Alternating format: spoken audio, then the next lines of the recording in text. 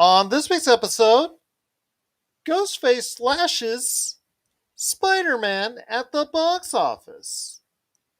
Netflix says all of us are dead.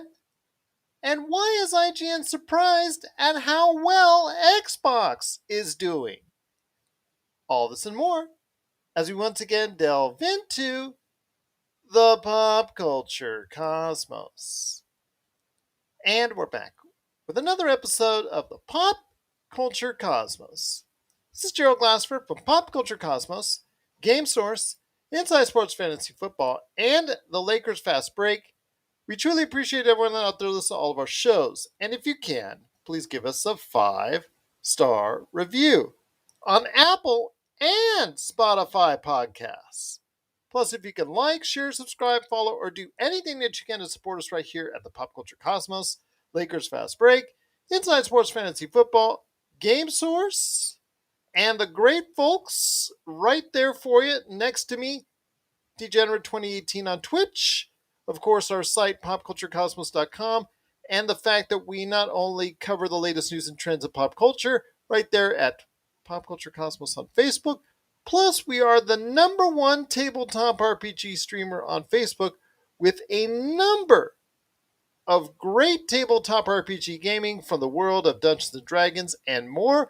You can check out the dozens and dozens and dozens of videos, which equate to hundreds and hundreds and hundreds of hours of pure goodness for tabletop RPG streaming right there at the Pop Culture Cosmos. And if you can support all these great causes, it is sincerely appreciated. But it wouldn't be a Pop Culture Cosmos without a returning good friend. He is, again, the man behind Degenerate 2018 on Twitch. You got to catch what he's doing today. Like I said, at Degenerate 2018 on Twitch. He's got a lot of gaming videos that's going on, and nobody streams video games better than he does. He's a good man indeed. He is the mastermind, or one of them, behind so many things that we've done when it comes to Game Source. It is a good friend. It is Jamie Monroy returning once again. And Jamie, good to have you back on the show. So glad to be back. Thanks for having me back. Yes, absolutely. Great to have you back, my friend. I do want to go ahead and make sure let everybody know what we're doing for today's show. We're doing a lot of great things, including Netflix saying all of us are dead. Is that really the case? We'll find out on the back end of the show. Plus, TJ Johnson is here. We had a great conversation on Peacemaker and the Book of Boba Fett. And I asked him the question, if these are great additions to each of these series canon, or are they just streaming fodder?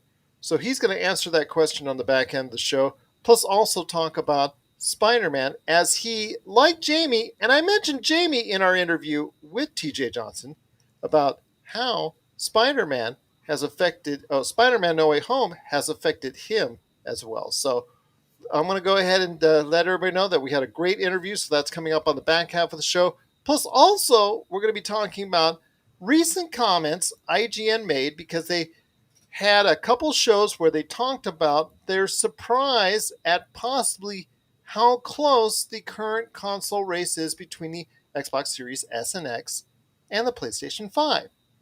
They were kind of surprised at the numbers, quite possibly, although no one has a real 100% number. Only Sony and Microsoft know that. But from the statements that were made on the latest New York Times podcast with the Xbox head that was on the show, plus also as well, you've got the estimates that have been made out by analysts all over the place saying that it could be a very close race between the two. Why is that a surprise? We'll talk about that, why it shouldn't be a surprise, coming up on this on the show as well. And then also, the show just ended that I know that a lot of people are talking about, and that's Yellow Jackets. Again, another hit for Showtime. That's back to back we're talking about Showtime. First time in a long time we've been able to talk about Showtime so consistently, especially after what happened with Dexter New Blood. They've got a season-ending series for a show that's going to be coming back for season 2, and that is Yellow Jackets. How is Yellow Jackets reshaping Showtime? We'll talk about that on the show as well. But first, my friend, it is your friend and mine, Ghostface, with the returning Scream version 2022, or whatever way you want to say it, Scream 5.0, or whatever they're talking about as far as The it's concerned. requel? Yeah, the requel, Scream 5, whatever. It's Scream 2022. It was number one at the box office in the domestic marketplace, and it earned over a total of $35 million over the course of the holiday weekend. It looks like it's going to make its money back and then some, because it only took $25 million to make. And then you add on whatever advertising costs, marketing, things of that nature. So it's got a little bit more ways to go to make everything back, but it looks like it's on its way to doing so, making a nice, tight little profit, because it doesn't even consider how much worldwide it can make. So it might make right now at this pace right around 100, $150 million worldwide, maybe even $200 million, which would be a great win and a great return for Scream. But right now, since it was the movie that you can answer this trivia question that it beat Spider-Man: No Way Home at the U.S. box office, you can say it's a great success. Your thoughts on Scream beating Spider-Man: No Way Home? That's not considering that Spider-Man: No Way Home in its fifth week still has earned $20 million here domestically and is now worldwide at over 1.6 billion. It is still earning a lot of chunk of change everywhere, even like I said in its fifth week. So that's nothing to sneeze at. But your thoughts on Scream becoming the number one champ here in the US? I think it was inevitable. Like we were talking about the last show, people our age are going to see what's going to change, what happened, what's different, and then it's got that new blood. And I think it found a way home for Spidey. Spidey had a good run. Yes. Just over a month. That's you can't, like you just said, you can't sneeze at the numbers still. So And this is not to say that with its current trend, the way it's just decreasing rather lightly at this point in time in sales, that it might not retake the number one spot next week, unless that's actually it's just before Uncharted comes out. So yes, it has another week to regain that position, which would right. be amazing, pardon the pun, for that movie to do. But it's something that, depending on the hold for Scream, could take place. So yeah, absolutely, great win for Scream. I'm really happy for that. You know, there's a movie out there that actually people are gravitating towards, that brings up one of these old ideas that, just gets people going or gets people nauseated, because we've seen so many, I guess, pop culture things from the 70s, 80s, and 90s that's been brought back, Well, whether we let's not liked it or forget the not. movie within the movie too. This is what going on stab 8 now, I think, in the film. Yeah, absolutely. So it's hit or miss all directly on this for whenever we go back on something like this, and I'm glad for now it's a hit, that we're Oh yeah. going back into it, and just appreciating this once again. I know the fact that we're not seeing enough original content become hits out there, but still, you got to admire the fact that Scream. It was about time that we got back into something like this once again. Halloween Kills did a very good job Yeah. getting that audience in, no matter what you thought of the movie. And it seems like this horror movie, in a time period that not all horror movies have hit like they once used to, it's nice to see that Scream actually paid off its worthwhile venture. Oh, absolutely. And hopefully it continues to pay off. And I can honestly say that it succeeded where the Matrix even succeeded. The Matrix movie where everybody kind of went, whoa, whoa, whoa, this isn't gonna. It hit with people, and it just hit. But I'm curious to see if this hit all at once, or if it's going to continue to grow or continue to stay that.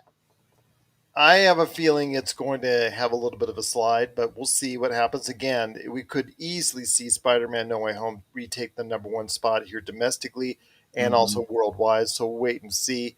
As far as the Matrix Resurrections, I'm not sure if everybody's digging it. I know that movie unfortunately floundered at the box office. Yeah. It did okay on HBO Max, but I don't think okay is going to cut it for something you spent supposedly a lot of money on for the Matrix. I know it hit me, but it hit me in all the wrong places. And I'll leave it at Hmm. that. So I know that Spider-Man No Way Home again has been a huge hit, and I suspect it will probably give Scream a run for its money next week. I think the decline, usually in the second week, as we've seen with a lot of major movies, the decline is what you can usually guarantee at least 50% as far as from a movie from one week to the next in its first two Right. weeks.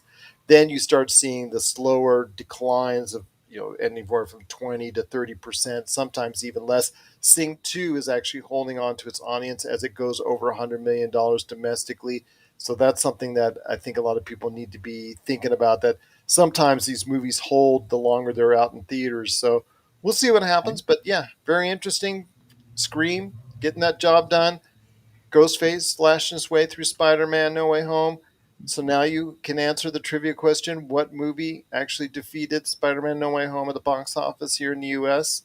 But again, there's a rematch that could be made this weekend before more new movies really come out that start, actually coming out, and we can really get into the 2022 box office season. But if you have thoughts out there, did you catch Scream and Ghostface in the requel, the return of Scream for 2022? Please share us your thoughts. Popculturecosmos at yahoo.com. There's still much more to talk about, my friend, on today's program. And again, on the back end of the show, I will have TJ Johnson talking about the Book of Boba Fett and Peacemaker as well on HBO Max. Wanted to ask you this real quick. One of the shows that I know a lot of people are talking about is Yellow Jackets Yes. on Showtime. And I just, like I said, I had actually taken a shot at Showtime not too long ago because I thought that it was a network that was really past its prime, something in the age of streaming that I didn't think was going to be able to keep up. But lo and behold, they've been able to find enough programming to keep audiences really. They've got a nice audience. They got a nice core audience. I don't expect them to go ahead and be a challenger to Netflix anytime soon, but obviously they've been able to keep enough people around with Outlander, with other shows. Now they've got what's going on with Dexter New Blood. Who knows if there's Mhm. going to be a spinoff? They need to check out our conversation last week for more on that. But Yellow Jackets, the story of a high school girls soccer team in the mid 1990s that suffers a plane crash, and it now flash forwards to today, how some of the survivors are affected, and also goes flashbacks to what happened then, with Mhm. some pretty strange stuff that happened around the time that they don't really like to talk about, but now is rearing their head in 2022. The last episode dropped as we're talking about this, and I know a lot of people out there are talking about Yellow Jackets much more so than I thought originally. But this is definitely a very, it's got a lot of Lost vibes. I think Yeah. that a lot of people are talking about. It's also got some of the other, I don't know. It's falling into that bit where you're seeing a little bit more horror element to this than maybe some of the other airline crash shows that we've seen on broadcast television, because they don't have to follow the same rules as Mm-hmm. broadcast television. So tell me your thoughts on what you've seen so far of Yellow Jackets. I think with the season finale, it definitely left everyone with a lot of questions. A lot.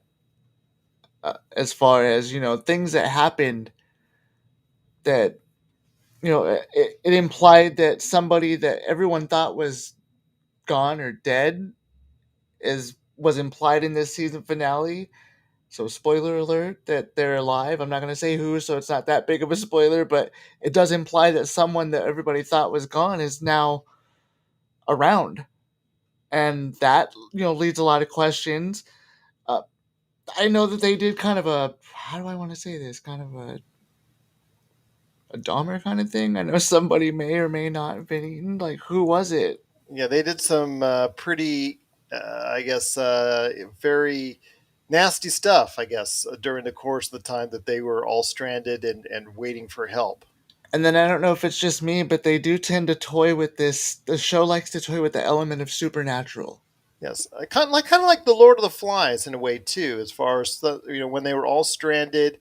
they go flashbacks. They have Hmm. flashbacks to back then when they were all stranded, waiting for help and whatnot, and what they went through. The survivors did, and Very heavy cult vibes. yes, There absolutely. is a very heavy cult presence if you did. Yes, very Lord of the Flies ish. Yeah, Yeah, absolutely. yeah. It does. I does. I think it does take liberally from it. From what now that I'm thinking more about it, differentiate this for me I'm from the. actually glad you said that though, because it was bugging me because the whole antler queen and everything. It Well, was bugging me about where I was getting this vibe from, and when you said that, that's exactly the vibe. You're right. absolutely. I'm not going to go into the piggy and the conch, or as far as sure as the mystical conch, as far as the Yeah, set, which was the center of the Lord of the Flies. I'm sure if you're watching the series now, you can correlate as far as exactly what they take from the Lord as the inspiration from the Lord of the Flies and what they don't.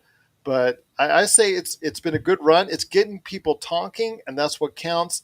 yeah. Differentiate this though for me as far as another plane crash supernatural thing that happened with Manifest.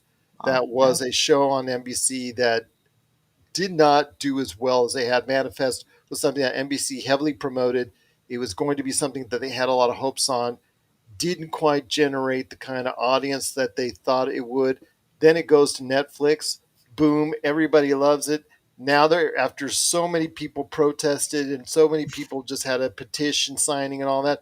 Now that Netflix is going to go ahead and we're going to make a new season out of this, one Yeah. final season for Manifest. So, hey, wouldn't you know? So, differentiate for me Yellow Jackets from Manifest, or can you when it comes to these two plane crash supernatural shows? Honestly, I don't know if you can, because Manifest to me seems like it's more of a that's a different side of that spectrum to where now in my opinion, from what I remembered of what I watched of it, because it was, to me, when it was on NBC, it was a slow burn for me. Yeah, So I didn't keep up with it as much, but I am glad. It's funny how that works out, right? Netflix picks it up and boom. yeah, But because it's much a larger yeah, audience that's able to go. It's captivating. It's and on then you demand. can It's right binge it. It there. was all there at once. You didn't have to Yeah, play the weekly game, and like I said, it was a really slow burn. I remember that. But it was also a different side of a spectrum for me. That it just seemed more. How do I want to say it? I don't want to say futuristic, but I want to kind of go that route to where it kind of just seemed a different side of the coin. yeah, So I really don't think you can differentiate the two, even though they are. It's the same coin, but not the same coin.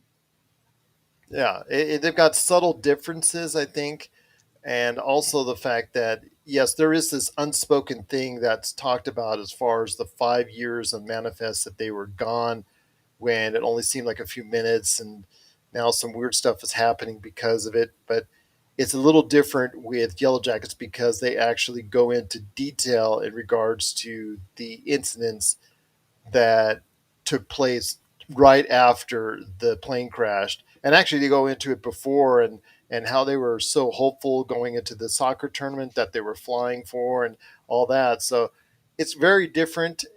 There's subtle differences I think between both shows, but they're both very interesting. Hmm.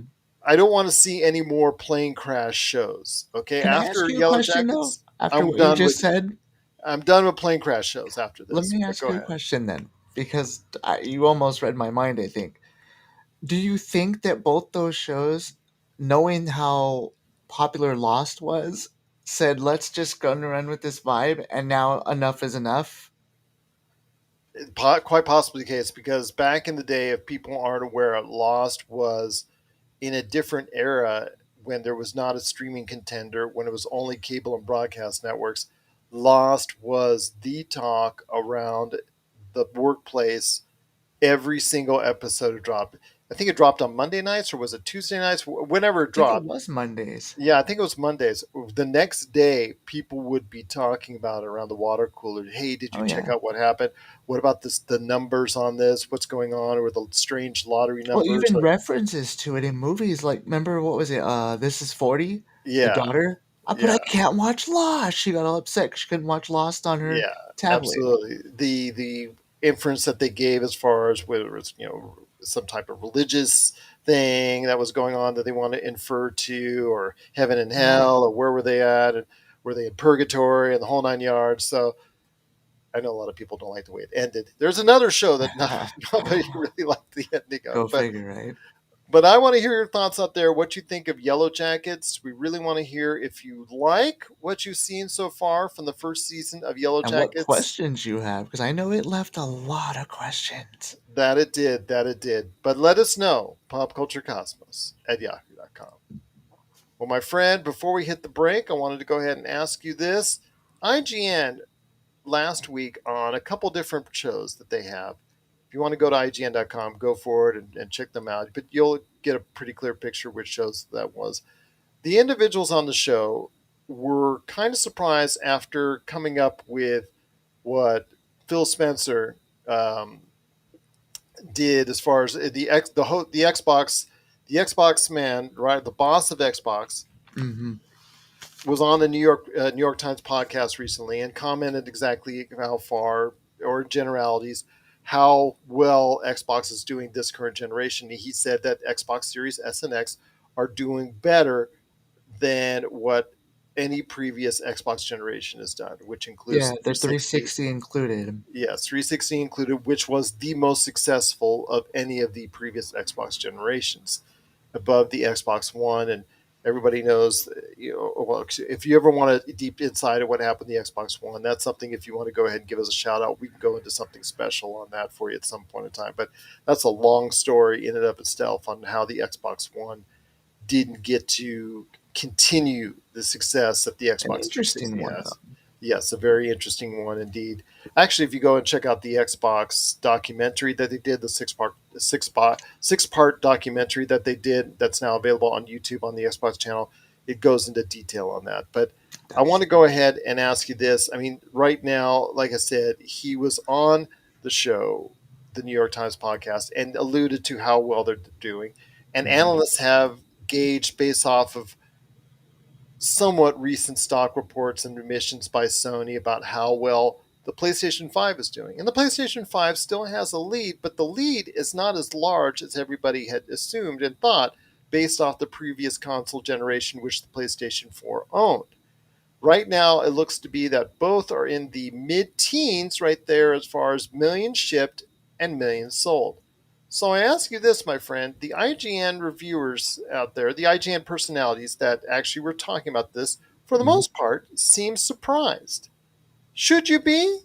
Because right now, with what the Xbox offers with the Xbox Games Pass, which is the best deal in gaming. And I say this as someone who has PlayStations, who has Nintendos, who has Xboxes. I have all of them, and I just don't have this generation yet, and I'm still shopping on which one I want. But the Xbox Games Pass has been an incredible value for gamers. Seeing that's how the case, and that PlayStation does not have something concurrent that's as good a value, because PlayStation Now certainly is nowhere near that. I want to hear your thoughts. Should it be really that much of a surprise? I don't think it should be that much of a surprise, especially considering Game Pass as a whole. I mean, Game Pass revolutionized a lot. You have Game Pass for PC, Game Pass Ultimate. Just as a whole, I can have my Xbox. I'm same boat you're in. I don't have the new gen yet, but eventually maybe I don't know which way I'm going yet either. But I have prior gens, everything else, up even to the fancy little Halo Edition Xbox. I remember those. But besides the point, my PC, I love running my Xbox Game Pass. I play so many games on my PC through my Xbox Game Pass. It's just amazing.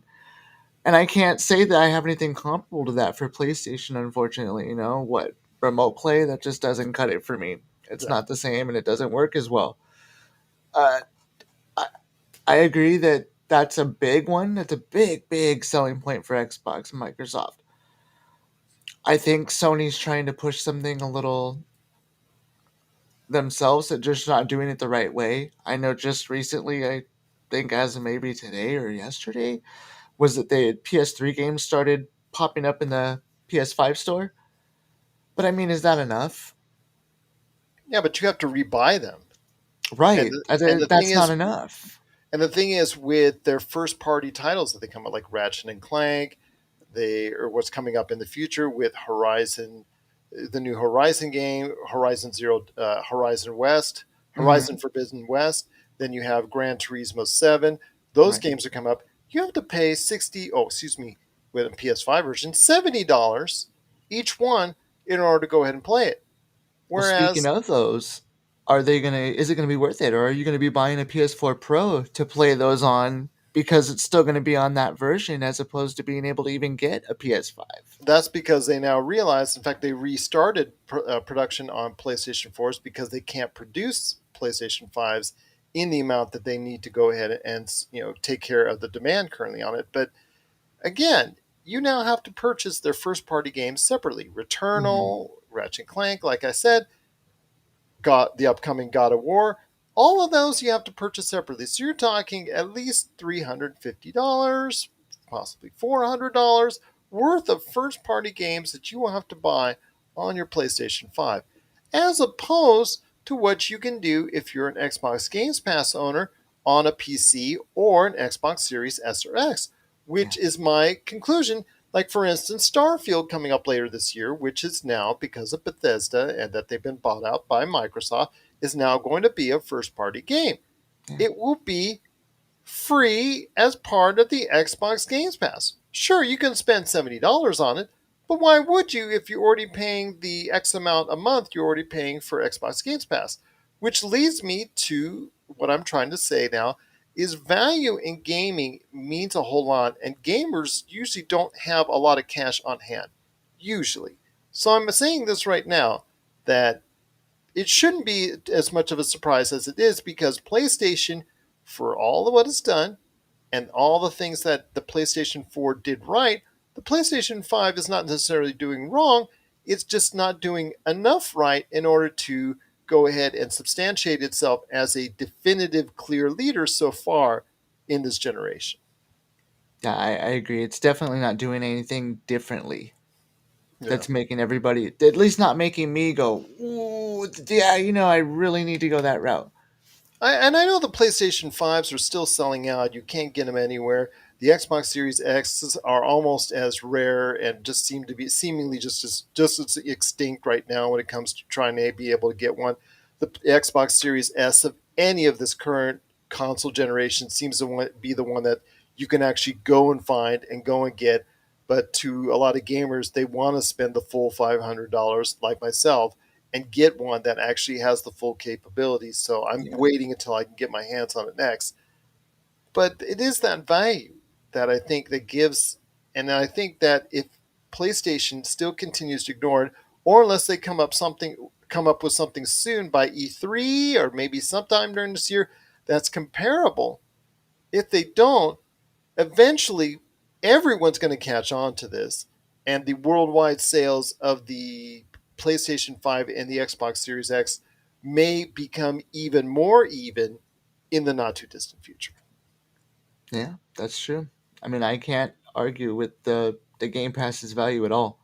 I I pay for the year, and I mean, to be able to play games and not have to have that buyer's remorse sometimes if I just spent $60 on a game, beat it in 2 hours, and now I don't know what to do with it. If I go back to GameStop with it, they're just going to give me 20 or bucks for something I just spent 65 on.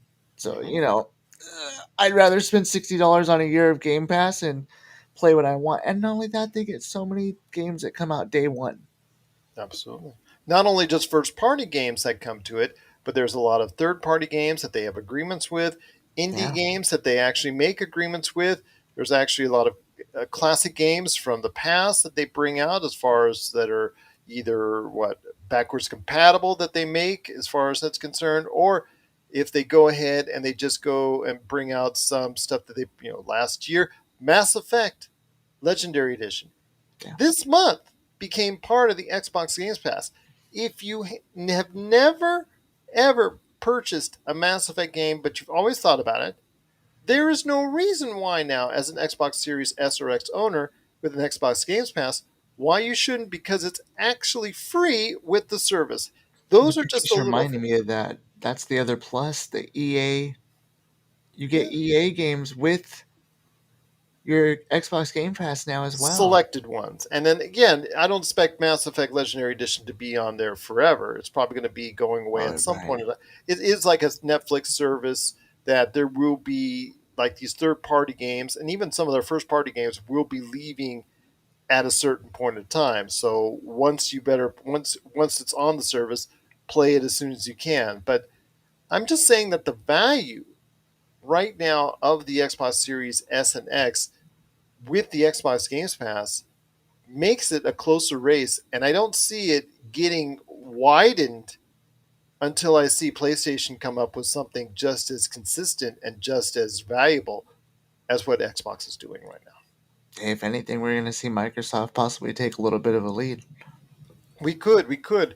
I'm not so sure yet because Starfield. It depends to me a lot. A lot is riding on Starfield.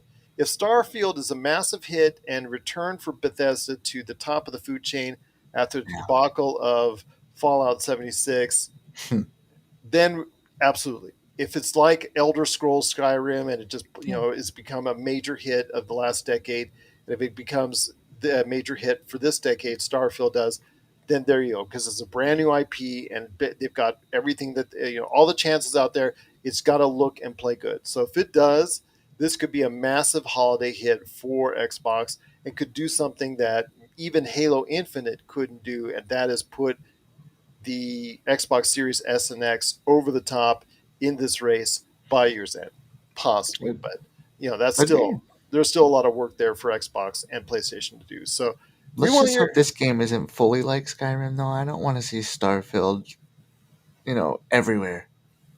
Well, they probably will be once they get it going. They probably will try to put it on every single platform once they've already made their money on the Xbox. So As long as it's not in my car, or 10 years from now, I can play it in, some random place. I'm okay with or that. on your watch or whatnot. But you got to Right. remember, they're choking a lot of money by just putting it directly on Games Pass. People got to remember that Yeah. Microsoft is footing the bill for a lot of money when they put a game that directly on Games Pass, especially when it comes day one. So people got to put that in mind as well. The kind of value that they're getting with this. So I know it's been very It's pro true. Xbox, but your PlayStation owners, I know a lot of them. I see a lot of the reactions online that you get upset that you can't have something right now like Xbox Games Pass.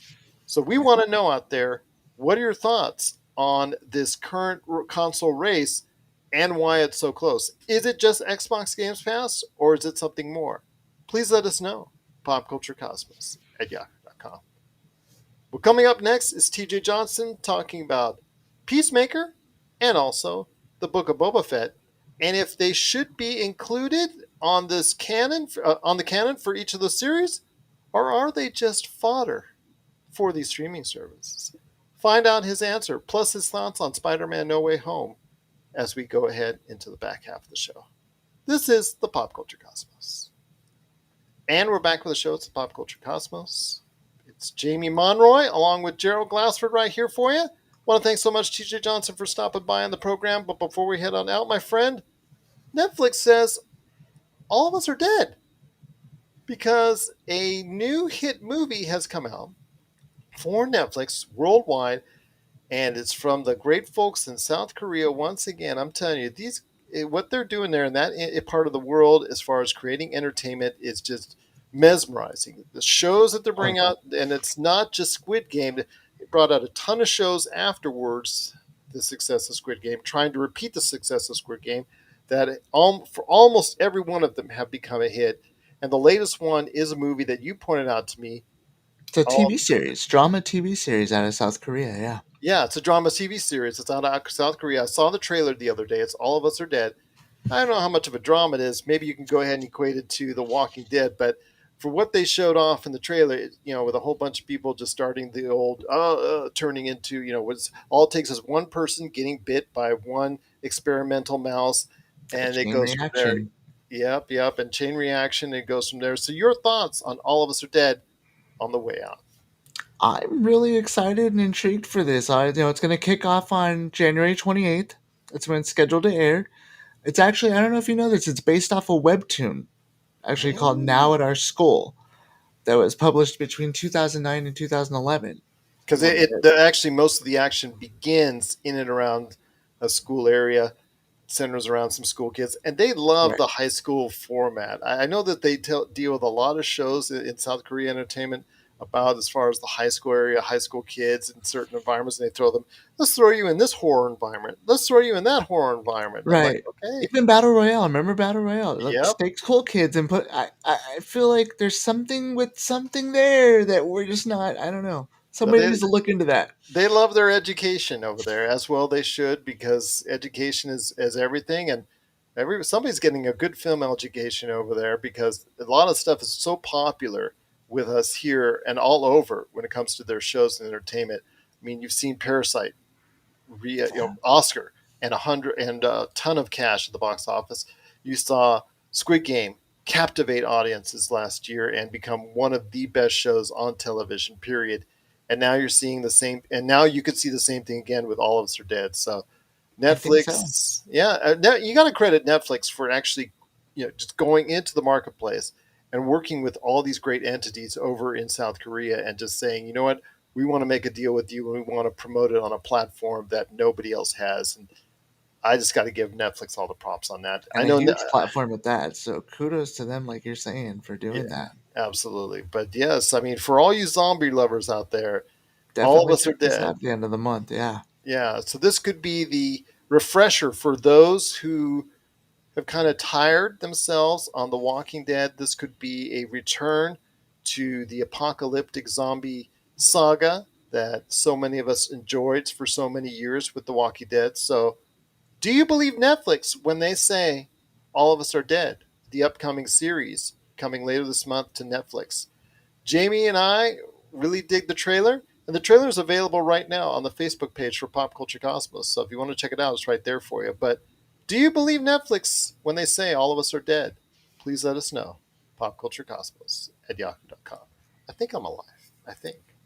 I'm pinching For myself. now, it's not the 28th yet, so Okay. All right. I'm hoping that that's the case. I we have hope. time. Yeah. Okay. Well, I'm hoping I'll be alive till then, and Got to be after that. alive to watch it. Yeah, that's true. That's true. But my friend, it's been a great episode. I cannot thank you enough for stopping by. Any last thoughts on the way out? Any last thoughts? Yeah, You actually, know that's my I tagline. can't. I can't wait till you invite me back again because we had besides this because unbeknownst to most people, we are human and talk outside of this. But I hope I get to come back and talk about Nobody Saves the World. Speaking of Xbox Game Pass, day one release that comes out on the 18th, I believe it is. See You, what my you, impressions are of that. okay, well, I'll tell you what. If you want to stop by later this week for the PCC Multiverse during a segment that Melinda and I can cut into, we can go ahead and hear your thoughts on Nobody Saves the World because it's something that I think that a lot of people are very interested in on Xbox Games Pass. So Yeah. definitely want to take a look at that indeed. So yeah, absolutely. You know you're welcome back anytime. You tell me. It's all up to you, my friend. As I told TJ, the red carpet's always open. You just got to walk on it and come down to the pop culture cosmos. Well, I'll make sure I clean my feet before I step on it, but expect me to be back speaking about that because that comes out on the 18th. I'm going to download it. Like Jared always tells you, I'm on Twitch. Maybe I'll pop up over there and be streaming it on the 18th so you guys can see it before I talk about it. Who knows? Degenerate 2018 on Twitch. Check him out right there for you. And you'll be back to go ahead and share his thoughts on that on Nobody Saves the World right there on Friday, along with everything else that Melinda Barkhouse Ross and I are going to cover right there on the PCC Multiverse. Maybe even tell you how I feel about Peacemaker. I don't know. Ooh, yes, we didn't even go into that. No, My but it's a little bit goodness, of. I mean, is it just me or is it their attempt at, a, at at their version of a Deadpool with their R-rated humor? it could be. It could be, my friend. Again, I shared some of my thoughts with TJ on it, but yeah, I do want to go ahead and hear your thoughts on it. So we'll hear Friday. I mean, we'll be 4 episodes in, so we'll have a better idea and clearer And I picture. believe it's supposed to have 8 episodes in total for. Was it 8 or was it 10? Is it 8 or 10? Ooh, now I don't know. Right. It's Now like I you said, got me. It's a good series, though. I mean, it's a series though that James Gunn is producing. Is it a good series that people are willing to follow? Again, the thoughts out there are mixed, so we're gonna have a little bit better idea hopefully after episode 4. So we'll go ahead and talk more about it right here coming up on Friday on the I'll flirt PCC. with it and see if it likes me or not. You know, maybe it's like that one chick that he keeps flirting with. There you go. We'll wait and see. So for Jamie Monroy, this is Gerald Glassford. It's another beautiful day in paradise right here in the Pop Culture Cosmos. We thank you for listening. And here's hoping you have yourself a great